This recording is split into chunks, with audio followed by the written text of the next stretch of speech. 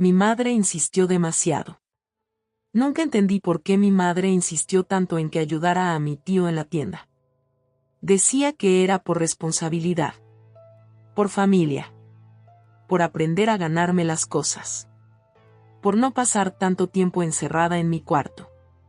Por madurar. Yo tenía 22 años y acababa de dejar un trabajo que me había dejado agotada y vacía. No estaba en mi mejor momento. Dormía mal, discutía más de la cuenta y sentía que todo el mundo, especialmente mi madre, había decidido mirarme como si yo fuera un problema que necesitaba arreglo. Mi tío tenía una tienda vieja en una calle comercial medio olvidada de la ciudad. No era un supermercado ni una gran bodega. Era uno de esos negocios oscuros, estrechos, con estanterías altas, vitrinas gastadas y una campana en la puerta que sonaba cada vez que alguien entraba. Vendía de todo un poco: víveres, licores, artículos de aseo, cigarrillos, pilas, latas, galletas, pan. Cosas viejas que parecían llevar años cogiendo polvo y productos nuevos que aparecían sin que yo entendiera bien de dónde salían. Cuando mi madre me propuso ir a ayudarlos solo unas semanas, le dije que no. No porque me creyera superior al trabajo. No porque me pareciera poco digno. Sino porque había algo en esa insistencia que no me gustaba. Mi tío nunca había sido cercano. No era un hombre escandaloso ni desagradable a simple vista. En reuniones familiares era callado, servicial, de esos que cargan sillas, abren botellas y desaparecen rápido cuando ya no se necesita nada de ellos. Pero había algo en el que siempre me incomodó.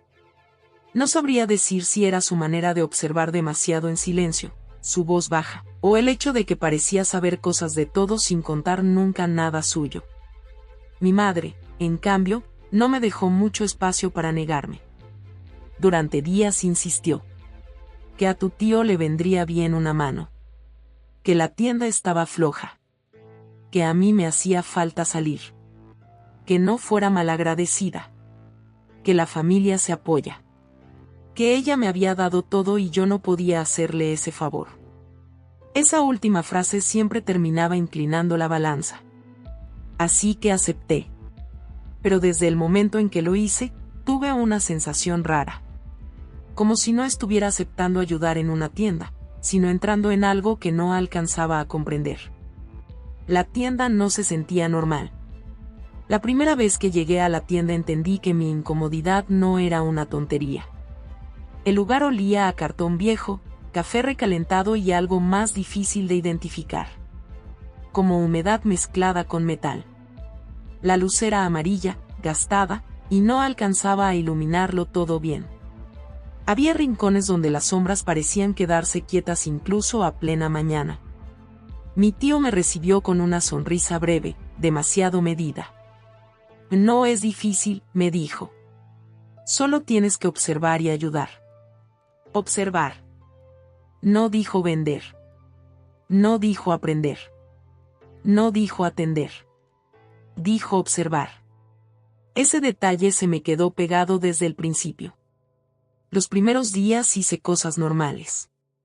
Organicé productos, limpié vitrinas, cobré un par de compras, aprendí dónde estaban las cosas, barrí el piso, acomodé cajas. Pero incluso dentro de esa rutina simple, había algo raro en el ambiente. No era solo la tienda. Era la forma en que mi tío se movía dentro de ella, como si conociera rincones que no eran para todos. Como si hubiera una parte visible del negocio y otra que no se explicaba. Había una puerta al fondo que siempre permanecía cerrada. No tenía nada especial. Era una puerta de madera vieja con un cerrojo común. Pero nadie entraba allí delante de mí. Nadie la abría si yo estaba mirando. Y aún así, varias veces escuché sonidos detrás. Cajas arrastrándose. Papeles. Una voz masculina. A veces dos. A veces silencio total durante demasiado tiempo.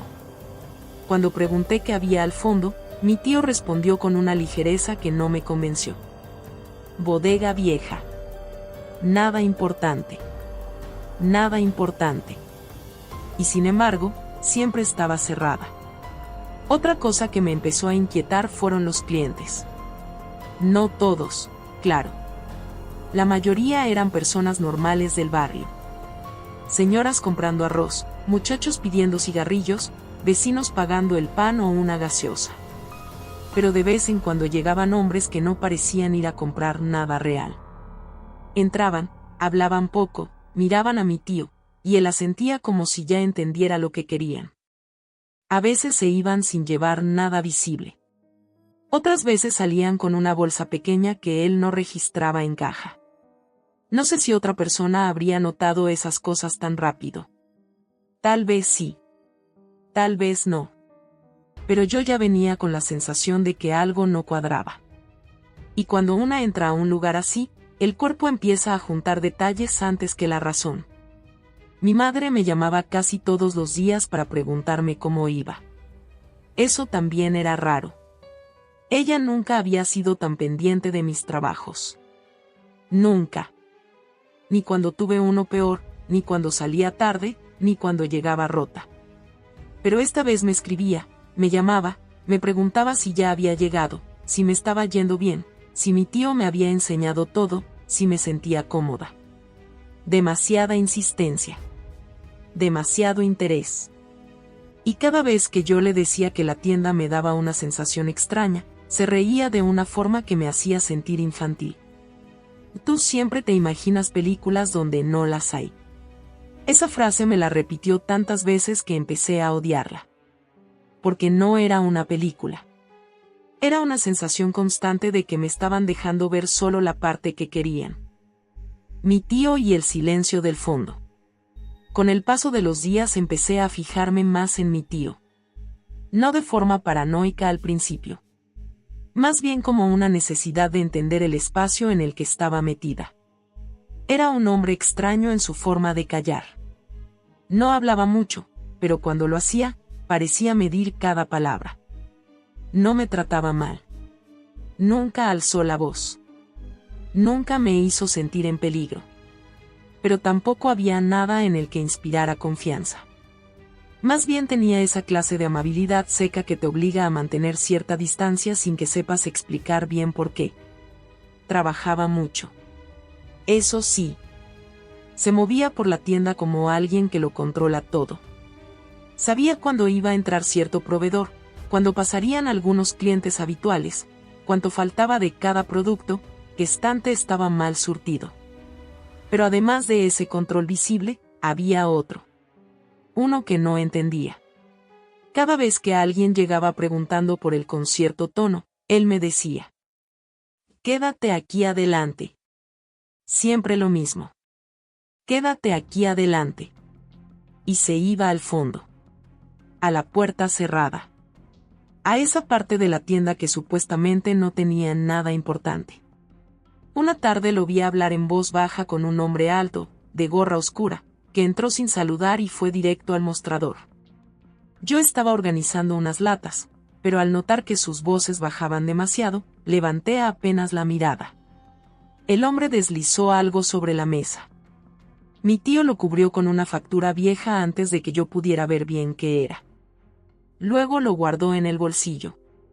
Después me miró. Y juro que esa fue la primera vez que sentí con claridad que mi presencia allí no era casual. No porque estuviera haciendo algo evidente. No porque me estuviera amenazando.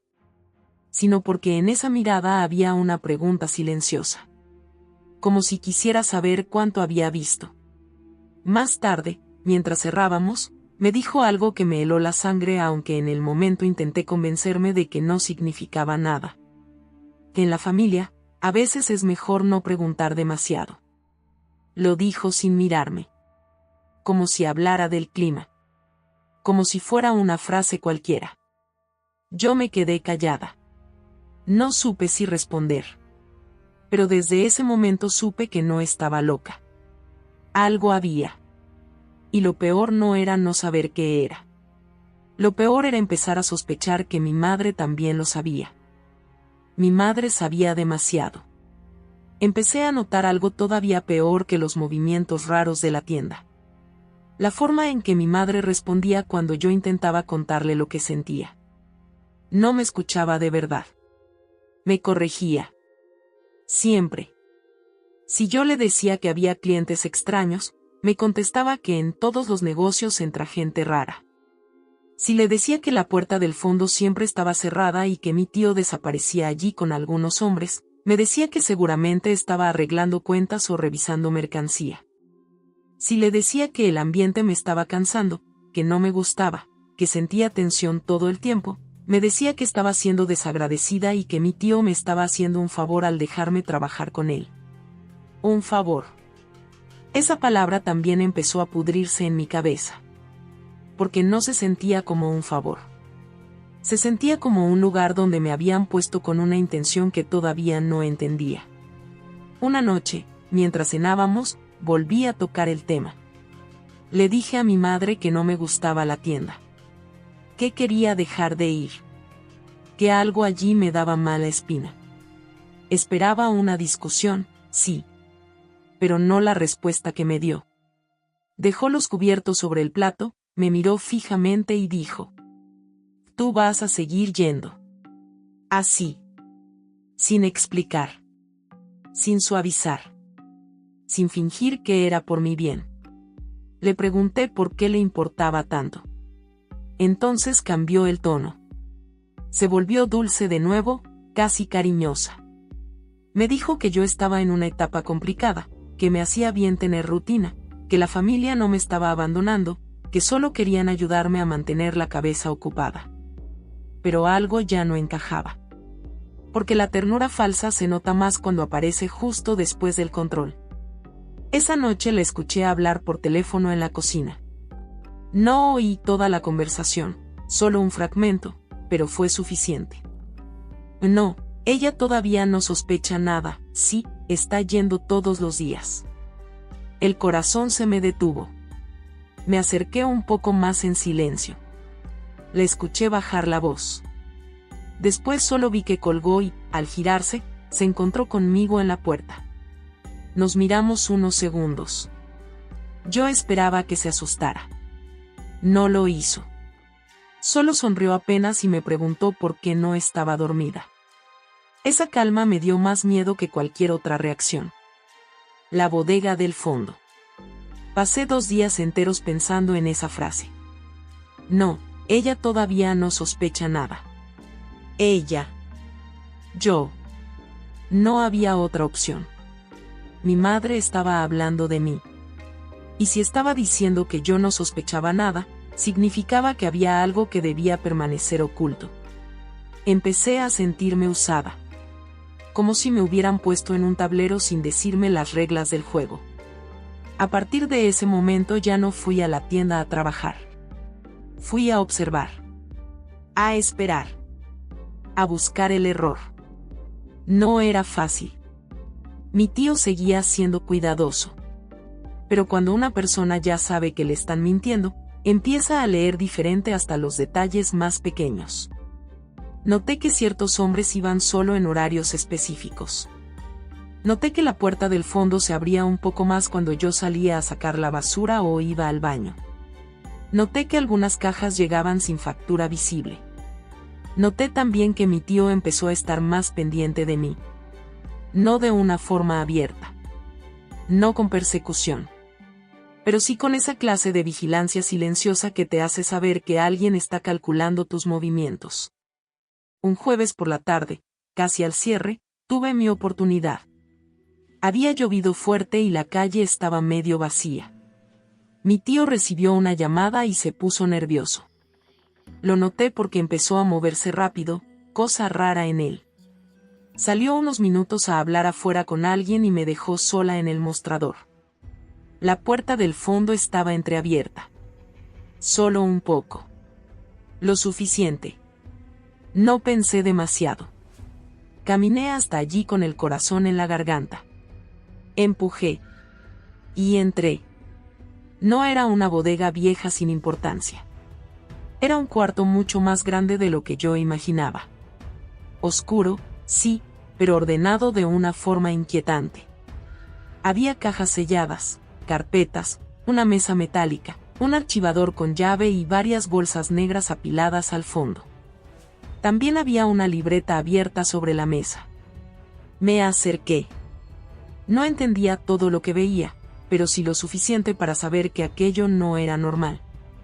Había nombres, cantidades, fechas, direcciones. Y algo peor, en una de las hojas vi el apellido de mi familia. No uno parecido. El nuestro. Mi estómago se encogió. Seguí revisando. Había recibos viejos, nombres tachados, montos, apuntes con horarios. Y entre unas carpetas encontré un sobre con papeles doblados. Lo abrí. Dentro había una copia de una escritura. No de la tienda. De la casa de mi madre. No supe ni respirar. ¿Por qué había documentos de la casa de mi madre escondidos en esa bodega? Escuché la campana de la puerta principal sonar. Volví a guardar todo como pude. Salí casi corriendo. Cuando mi tío entró al mostrador me miró una fracción de segundo más de lo normal. Y yo supe, sin necesidad de más, que si había notado algo, no lo iba a decir todavía. Mi casa también estaba metida en esto. Esa noche no pude dormir. La imagen de la escritura de la casa de mi madre no dejaba de darme vueltas en la cabeza. Intenté buscar una explicación lógica. Tal vez mi tío solo le guardaba papeles. Tal vez habían hecho un trámite juntos. Tal vez estaba mezclando cosas que no tenían relación. Pero ya no me alcanzaban las explicaciones cómodas. Había llegado demasiado lejos para seguir fingiendo que todo era coincidencia. A la mañana siguiente fui directo a la casa de mi madre. No le avisé. Entré con las llaves que todavía tenía y la encontré sentada en la sala, viendo televisión como si fuera un día cualquiera. Le pregunté dónde guardaba los papeles de la casa. No levantó la vista enseguida. Cuando lo hizo, me miró con una calma tan artificial que me hervía la sangre. ¿Para qué quieres saber eso? No le respondí la pregunta. Le dije que había visto una copia en la bodega de mi tío.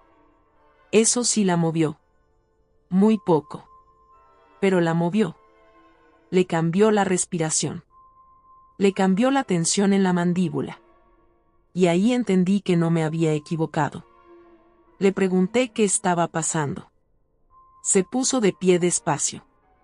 Me dijo que no era momento para hablar de eso. Que yo no entendía. Que estaba viendo cosas fuera de contexto. Que mi tío le estaba ayudando. Otra vez esa palabra. Ayudando. Le grité que dejara de hablarme como si yo fuera idiota. Le pregunté por qué había documentos de la casa en esa bodega. Le pregunté por qué me obligó a trabajar allí. Le pregunté qué era lo que no debía sospechar. Y entonces, por primera vez, vi a mi madre sin respuestas rápidas. Se quedó callada. Solo unos segundos. Pero bastaron. Porque ese silencio confirmó más que cualquier confesión. Después se sentó de nuevo, se llevó las manos a la cara y dijo algo que me dejó helada. Las cosas se complicaron más de lo que yo pensé. Esa frase me hizo sentir una mezcla de rabia y miedo. Porque ya no hablábamos de una tienda rara. Hablábamos de algo que llevaba tiempo creciendo. Algo que tocaba a mi familia. Algo lo bastante grave como para que mi madre, que siempre quiso controlarlo todo, sonara derrotada. La verdad empezó a salir por partes. Le exigí que hablara claro. No quería frases a medias. No quería rodeos. No quería más tú no entiendes. Y entonces mi madre empezó a contarme una versión tan incompleta y torpe que me hizo más daño que el silencio. Dijo que mi tío había tenido problemas económicos hacía años. Que había hecho negocios con gente equivocada. Que luego esas personas empezaron a exigir cosas, pagos, favores. Que la tienda se convirtió en una forma de mover mercancía y dinero sin hacer demasiado ruido. Que ella, al principio, solo le ayudó firmando unos papeles para sacarlo del apuro. Firmando unos papeles. La miré sin poder creerlo. Le pregunté si estaba metida en algo ilegal. No respondió con un sí. Pero tampoco con un no. Dijo que las cosas nunca fueron tan simples. Que cuando quiso salirse ya era tarde. Que había deudas. Presiones. Amenazas. Y entonces soltó la frase que terminó de unirlo todo. Te mandé a la tienda porque necesitábamos tenerte cerca. Sentí un golpe seco en el pecho. ¿Cerca de qué? Le pregunté. Bajó la mirada. De nosotros. De lo que estaba pasando. Si empezabas a notar cosas por fuera, queríamos saberlo antes. Antes. Siempre antes. Todo se trataba de tiempo. De control. De vigilarme. No me habían mandado a ayudar a mi tío. Me habían puesto allí para tenerme dentro del perímetro. Para observar cuánto veía. Para medir cuánto entendía. Y eso me destruyó por dentro. Porque una cosa es descubrir que tu familia oculta algo. Otra muy distinta es descubrir que te usaron como parte de la estrategia para ocultarlo. Le pregunté desde cuándo pensaban así. No quiso decirme.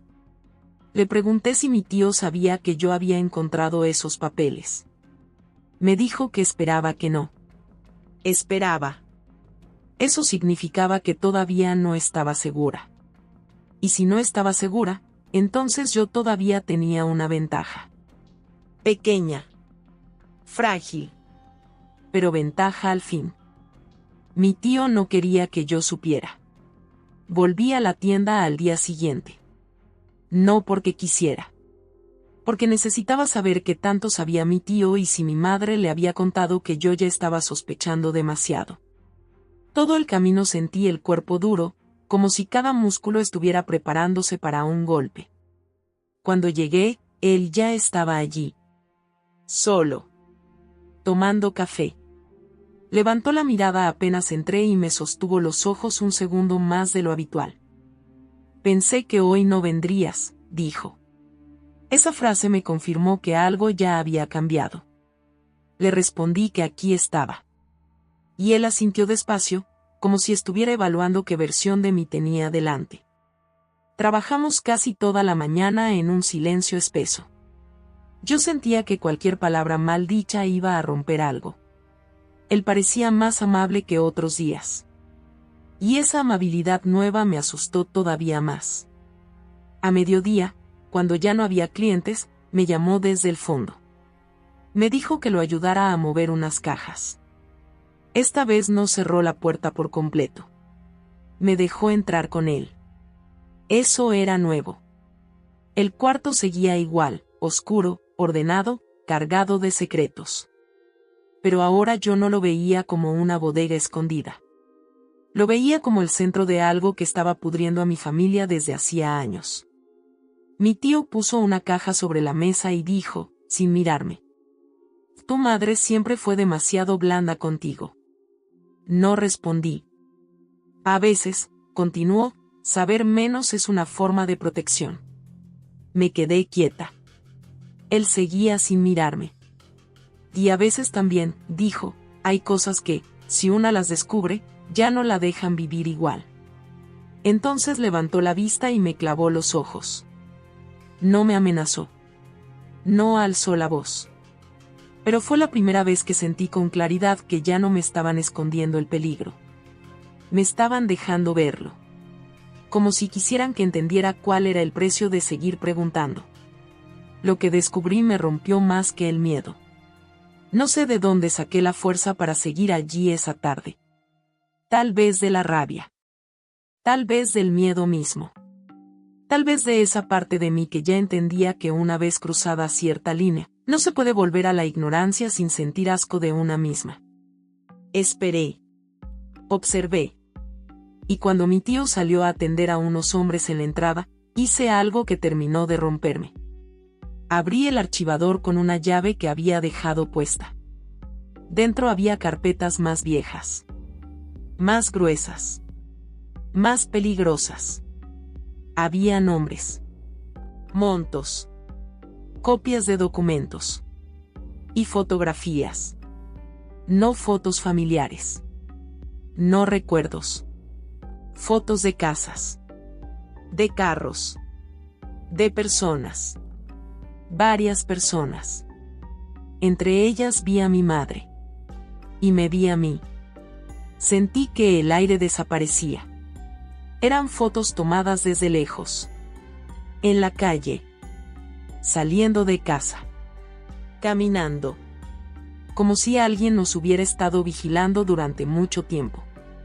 Mi cuerpo reaccionó antes que mi cabeza. Cerré la carpeta de golpe. No quería seguir viendo. No quería entender más. Pero ya era imposible. No era solo un negocio raro. No era solo deuda. No era solo mercancía escondida. Era control. Era miedo. Era gente que sabía demasiado de nosotros. Y entonces lo peor llegó en forma de una frase escrita a mano en una hoja suelta. La muchacha no debe salir del círculo hasta que esto termine. La muchacha. Yo. No decía mi nombre. No hacía falta. En ese instante entendí para qué me habían mandado a la tienda. No para ayudar. No para aprender. No para madurar. Para mantenerme visible. Cerca. Controlada. Porque alguien, en algún lugar, había decidido que yo también formaba parte del problema. Me temblaban tanto las manos que apenas pude guardar todo. Escuché pasos. Cerré el archivador y me aparté justo a tiempo. Mi tío volvió a entrar. Me miró una sola vez. Y supo. No sé cómo. Pero supo. Ya no podía quedarme. Esa noche no volví a casa de inmediato. Caminé durante mucho tiempo sin rumbo claro, tratando de ordenar una realidad que ya no se parecía a nada que yo hubiera conocido. Mi familia no solo escondía algo. Mi familia me había usado para contener un problema. Mi madre me había puesto en una tienda llena de sombras para vigilar cuanto sabía. Y mi tío, con su silencio y su frialdad, llevaba años moviéndose dentro de algo que ya era demasiado grande para llamarlo solo problemas económicos. Volví a casa cuando ya era tarde. Mi madre estaba despierta. Sentada en la mesa. Esperándome. No hizo preguntas. No fingió normalidad. Solo me miró y dijo: «Ya no vuelvas mañana». Esa frase terminó de confirmarlo todo. Ella sabía que yo había visto algo más. No me preguntó qué. No le hizo falta. Le pregunté si alguna vez pensó en protegerme de verdad. No respondió. Le pregunté si alguna vez le importó lo que yo sintiera al descubrir todo esto. Tampoco respondió. Y entonces comprendí algo devastador. Mi madre no me había dejado de querer. Eso habría sido más fácil de entender. Lo que pasó fue peor. Me quiso dentro de su miedo. Me quiso dentro de su lógica rota.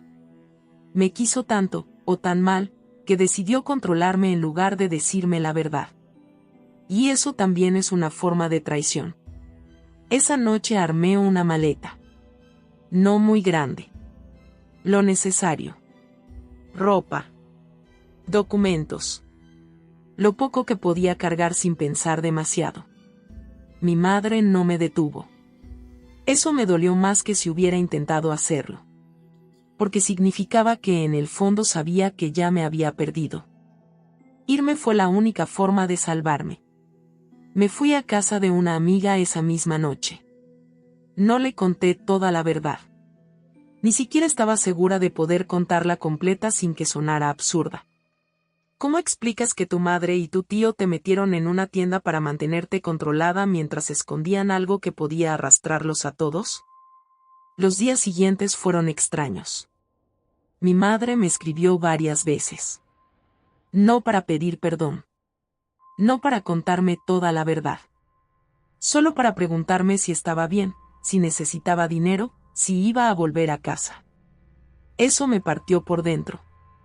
Porque incluso entonces seguía intentando sostener una apariencia de normalidad sobre un desastre que ella misma había ayudado a construir.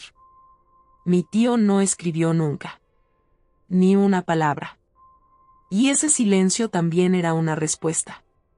Con el paso de las semanas empecé a entender algo que me costó muchísimo aceptar. A veces una familia no se rompe de golpe. Se pudre poco a poco. Con silencios. Con favores raros. Con papeles firmados por necesidad. Con cosas que supuestamente se hacen por amor, pero terminan convirtiendo a las personas en piezas útiles dentro del miedo. Yo había crecido creyendo que mi madre, con todos sus errores, me protegería de cualquier cosa.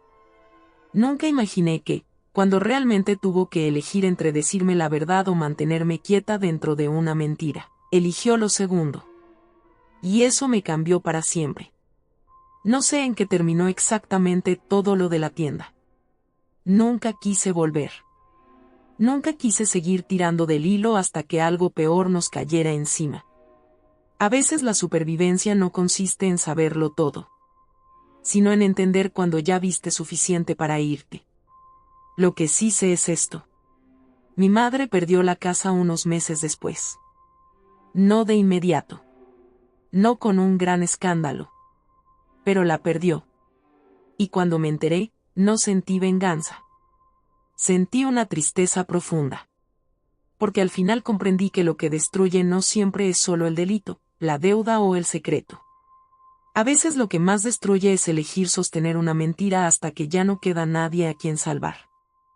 La verdad también puede salvarte. Hoy, cuando pienso en esa etapa, no recuerdo primero la tienda. Ni la bodega. Ni las cajas. Ni siquiera las fotos. Lo primero que recuerdo es la sensación de haber sido movida como una pieza dentro de una historia que no me contaron. Eso fue lo que más me rompió. No solo descubrir que mi tío escondía algo. Descubrir que mi madre prefirió usarme antes que confiar en mí. Y aún así, con todo el dolor que eso me dejó, también entendí algo.